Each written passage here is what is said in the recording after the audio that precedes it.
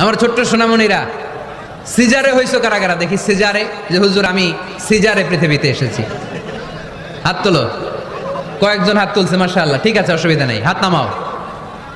এটা একটা প্রাকৃতিক নিয়ম, মায়ের পেট থেকে পৃথিবীতে আমরা এইভাবে আসি। কেউ প্রাকৃতিক পদ্ধতিতে আসি, কেউ সিজারে আসি। যারা সিজারে আসছে তারা এই কষ্টটা সহ্য করে নাই, তাদের অন্য ধরনের স্ট্রাগল পৃথিবীতে আসার পরে।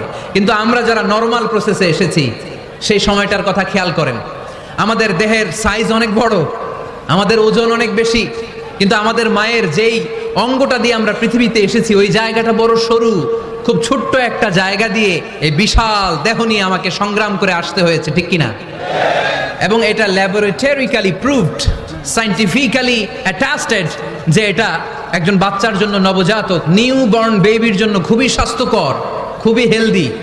কারণ এই ছোট্ট জায়গাটা দিয়ে, মায়ের ওই ছোট্ট অঙ্গ দিয়ে আমরা যে পৃথিবীতে আসি, আমাদেরকে একটা চাপ সহ্য করতে হয়। ওই চাপের কারণে আমার নাকের ভেতরে, কানের ভেতরে যে ধরনের দূষিত গ্লিসারিন আছে, পদার্থ আছে, এগুলো সব বের হয়ে যায়। আর এই প্রচন্ড চাপটা আমাদের দেহটাকে কর্ম সহিষ্ণু হয়ে গড়ে তুলতে সাহায্য করে। কোন সুবহানাল্লাহ। সেই দিন আমরা স্ট্রাগল করে পৃথিবীর বুকে এসেছিলাম। যেদিন মায়ের পেট থেকে যুদ্ধ করে আমাকে পৃথিবীতে আসতে হয়েছে, ওই দিন আমার কান ছিল? এখনকার মতো কানের শক্তি ছিল? এখন যে হাতে শক্তি, ওই শক্তি ছিল? ওই কঠিন পরিস্থিতিতে যদি আমি সংগ্রাম করে টিকে থাকতে পারি, বর্তমান সময়ে আমাদেরকে কেউ আটকায় রাখতে পারবে না, পারবে না। ইন্নাকা কাদিহুন ইলা রাব্বিকা কাদাহান ফামুলাকি। আল্লাহ বললেন, ও বনি আদম, তোমাকে কষ্ট করতে করতে আমার কাছে আসতে হবে। আবার আল্লাহ বললেন, লাকাদ খালাকনাল ইনসানা ফি কাবাদ। আমি বনি আদমকে, দুনিয়ার সবগুলো মানুষকে কর্মসহিষ্ণু করে তৈরি করেছি। সুবহানাল্লাহ বলেন। কর্মসহিষ্ণু। আমাদের এক একজন মানুষ যে আমরা কতটা কষ্ট আর ধৈর্য সহ্য করতে পারি আপনি কল্পনাও করতে পারবেন না। নর্মাল প্রসেসে আমাদের মা যেদিন আমাদেরকে ডেলিভারি দিয়েছিলেন, তখন আমাদের মা 57 ইউনিট প্লাস। সুস্থ মানুষ ব্যথা সহ্য করতে পারে 45 ইউনিট। কত ইউনিট?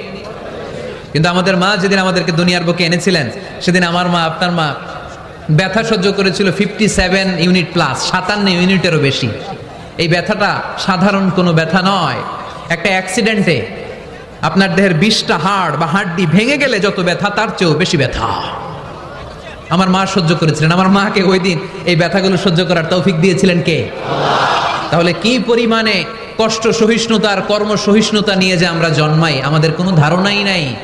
এজন্য আমি প্রায় বলি, ছেলে মেয়েদেরকে, সন্তানকে ননির পুতুল করে গড়ে তুলবেন না। ছেলে মেয়েদেরকে কষ্ট সহিষ্ণু করে গড়ে তোলেন। প্রতিকূল পরিবেশে কি করে নিজের অস্তিত্ব জানান দিতে হয়, এমন করে আমরা আমাদের মুসলমান সন্তানদেরকে গড়ে তুলবো। চিল্লায় বলেন ঠিক কিনা?